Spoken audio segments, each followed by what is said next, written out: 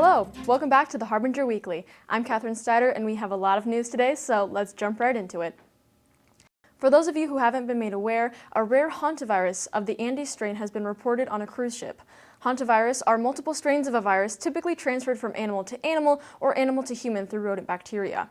There is one strain from South America called the Andes strain, which can be transferred from person to person through physical contact, which was found on this cruise.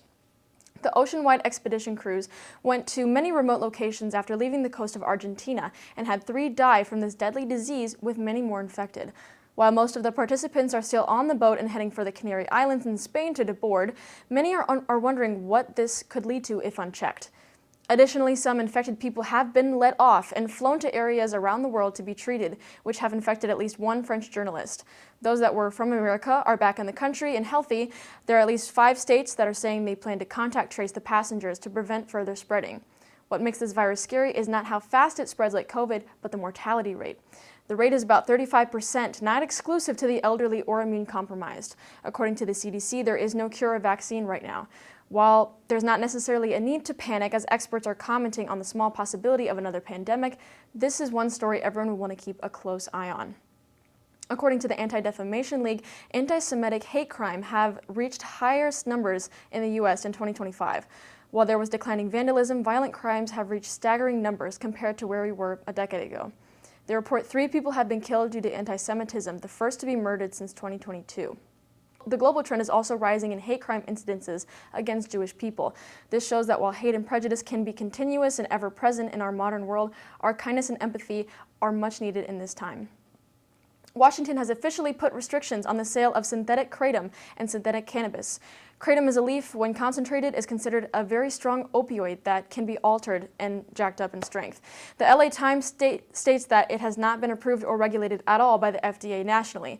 The city of Washington is prohibiting from putting synthetic kratom and cannabis into medicines and sales of any kind. They will allow natural kratom to be sold to those over 21 years of age.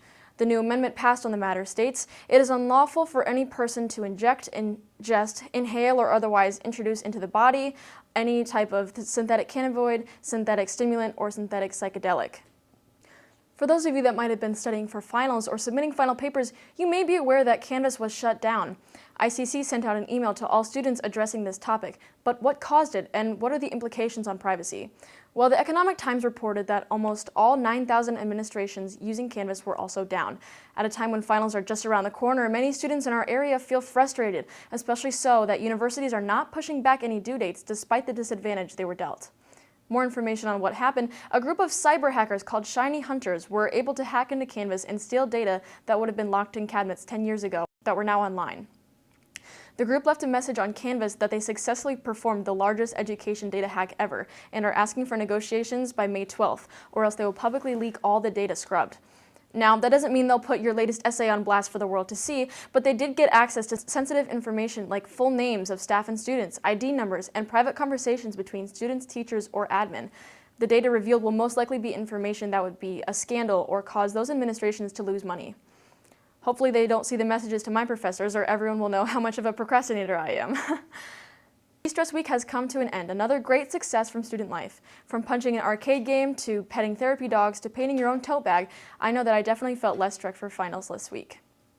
There were lots of student engagement happening around Canvas, but if you missed it, make sure to check it out at ICC Student Life on Instagram. Thanks for watching. I'm Catherine Steiner. Go Cougars!